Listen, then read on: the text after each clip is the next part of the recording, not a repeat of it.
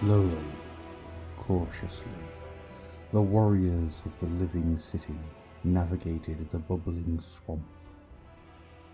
The mottled green uniforms of the Free Guild disappeared amidst Theria's dense foliage. The jungle surrounding the foot of the Purge Peaks seethed with life, and much of it was still of tainted origin.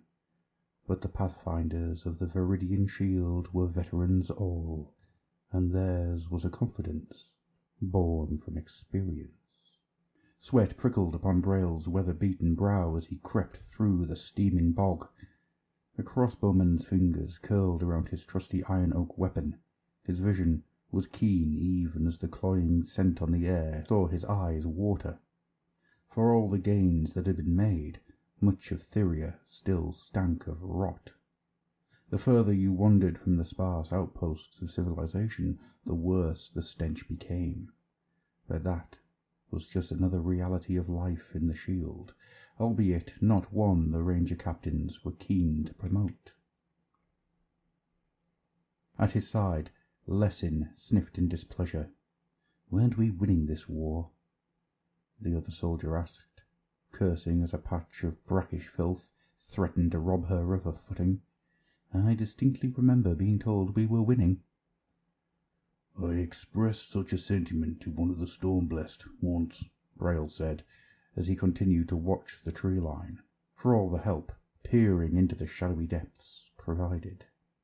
A smile tugged at his lips as he felt the rest of the patrol stare at him. Few mortals had the nerve to express anything approaching doubt to a Stormcast.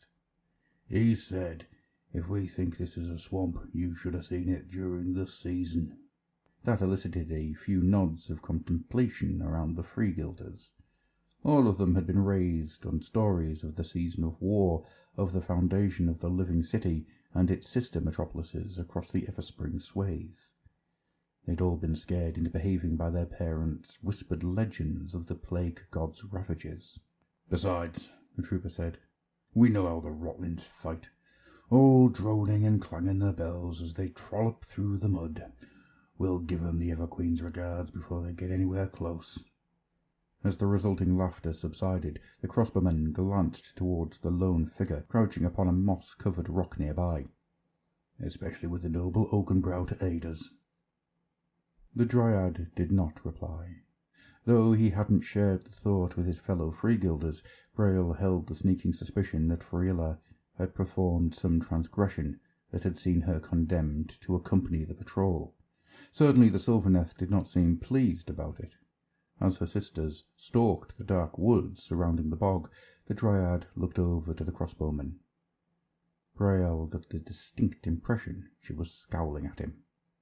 "You talk overmuch, soft flesh."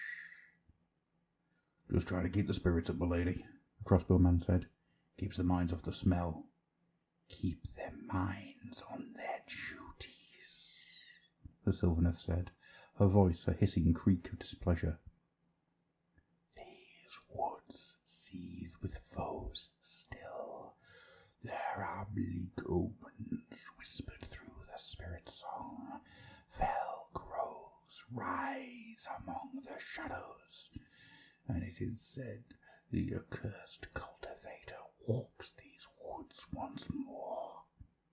The name meant nothing to Braille, though his gut roiled instinctively at the words. Friela noticed his ignorance, hissing in frustration.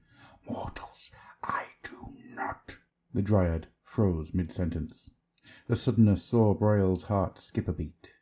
Around him, the other pathfinders paused, crouching down further into the mire and readying their crossbows. Friela remained staring off into the distance, talons tensed. "My sisters," she whispered. "I cannot sense my sisters." Braille's heart hammered a furious rhythm. Any moment now he expected to hear the distinctive droning of flies among the trees, the tolling of demonic bells, and gurgling chortles of the plague god's favoured. Friela seemed to agree, raising to her full height atop the rock and letting out warning shrieks. Braille's eyes dropped ever so briefly to the thick bog surrounding them. Amidst the filth, A set of tri-lobed eyes blinked open, staring back at him. The Plague Father's children, it seemed, were more subtle than he had expected. The beasts burst from concealment before he could shout a warning. They had restrained their enthusiasm thus far, but now, with so many new friends to play with, they could not help themselves. Several crossbowmen, Lesson among them, were knocked to their feet by the sudden ambush. Those that were not crushed beneath the slobbering demon slugs were drowned in the foul bog waters, or had their flesh melted by the corrosive juices dripping from the creatures' lapping tongues. Only now did the Blight Lords emerge from the trees. Many bore axes still dripping with fresh sap. As Braille watched, Friela launched herself at one of the Nurgalites, talons extended. A Blight King staggered back a step as she impacted, but did not fall. Her rusting cleaver swung out and caught the Dryad around the waist, smashing her into splinters. One of the tainted warriors, stumping through the bog, was coming straight for Braille. He took an aim down his crossbow and let the sharpened bolt fly. The projectile lodged fast in the Blight King's gut. The warrior paused to glance at the irritant protruding from it before looking back at Braille. It said, with a voice choked with phlegm and bile. You will do. The crossbowman had no time to wonder what it meant before the Blight King reached out and grasped him by the throat. It was monstrously strong, lifting him with ease and carrying him off. The smell was overpowering. Braille retched and strained, dropping his crossbow into the muck. Some distant part of his mind acknowledged that the sounds of battle had ceased. Some of the Nurgalites lingered to befoul the dead, but many accompanied the warrior carrying Braille. The man only had a vague notion of where they passed. As they pressed deeper into the woods, the trees turned withered and decrepit, or bloated with unclean life. The ground writhed with the scurrying of insects. Things watched their passage from the shadows, rotted deer husks with maggots wriggling in empty eye sockets. At last, Braille was dumped down the centre of a stinking glade. A heavy boot pinned him down, eliciting a cry of pain as it drove him into the muck. With escape impossible, the crossbowman attempted to take a breath, swallowing a mouthful of putrid mud in the process, and raised his eyes. More Blight Kings lingered nearby, offering dark praise to their master, or affectionately petting slobbering demon beasts. They were not the worst of it, though, nor were the demonic scribes muttering to themselves as they endlessly scribbled across thick rolls of parchment. It was not even the twin black trees that dominated the glade, though they were terrible enough, their bark contorted into the image of vomiting faces, and their roots digging hungrily into the earth. No, the worst was the squat figure, mounted atop some bloated gastropod, scattering pus-filled organs around the bases of the trees. "That's it, my lovelies. Grow big and strong." As the demon spoke, its head whipped round. The solitary eye in the centre of its forehead glared at Braille. The malice-fueled orb transfixed him, the mortal's gut roiling and convulsing painfully as a wave of half-maddened terror sent his limbs thrashing. With a grunt, the demonic overseer waggled a stick before the stalk eyes of its abominable mount. Upon its end was tied one of the demon's diminutive brethren. It wailed, but provided a sufficient lure for the gastropod, setting it slithering across the ground closer to Braille. "Is this the best ye can do, then?" The demon was looking at him, but speaking to its disciples. Braille tried to avoid the acidic slobber dribbling from the slug creature's mouth as the Blight King pinning him spoke. "He will suffice, noble cultivator." "Bah, he will suffice. That's the story of your entire domain," the demon grunted miserably. "Up you get, then." Corrupted woodsman's tools clattered across the saddle of his mount. The pressure lifted from Braille's back, only for him to be yanked upwards. As the demon turned to slither away, the crossbowman was dragged along in its wake. They soon paused at a deep hole dug between the great black roots. Roots slithered through the dripping soil, plunging deep into Gyron's realm crust. "Hold this," the demon said. It reached into one of the pouches surrounding the saddle, retrieving a small black seed. Braille kicked and screamed in wordless desperation. The cultivator mumbled something indecipherable before forcing the seed into his mouth. His tongue burnt and blistered at the slimy thing's touch, a muffled scream of pain escaping as he felt his teeth begin to putrefy.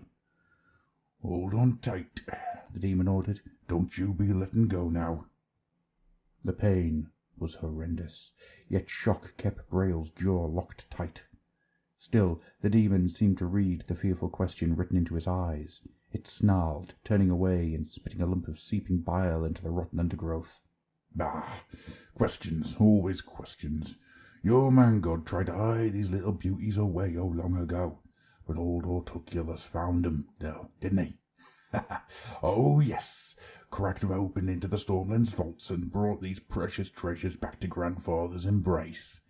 The roots, they make run deep. They send our gifts pumping right through the crust of this miserable realm." It was rambling now, lost in the sound of its own voice. "The forest folk, oh, they don't like it. Some of them tried to knock down one of those lovely oaks recently, while we were a-rooting through Sigmar storehouses. Maybe they succeeded, maybe they didn't." It shrugged. "We'll go more. We'll always do. The next great sowing is a-coming, mortal. You should be feeling honoured to be playing your part in the cycle." The demon looked away, distracted. Its claws tapped along the handles of rust-encrusted shears. "Do me a favour, would you? When your soul reaches Shyish, if it reaches Shyish, tell Nagash that the cultivator has unfinished business with him." Braille did not have time to wonder what the demon meant before it plunged the pointed tips of the shears deep into his chest. He convulsed as his ribs collapsed. Gore sprayed from the ragged wound and welled up in his throat as a thick crimson river. And ceremoniously, Braille's body, still clutching the black seedling between his teeth, was dropped into the pit, landing with a muted thud in the tainted loam. The last thing the crossbowman knew was his open grave being filled with soil, and the seed pulsating as it was coated in his clotting blood.